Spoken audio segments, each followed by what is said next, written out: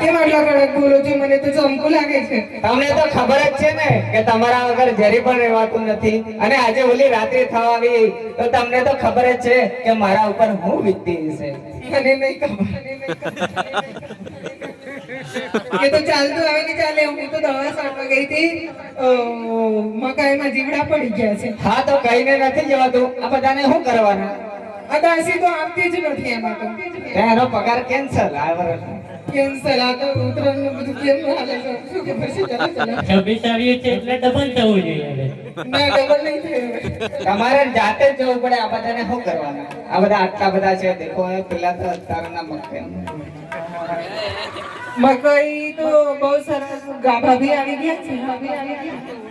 ચાલો હવે ઉત્તરાયણનું નવા જૂની પૂછી લઈએ. કેમની રસ છો?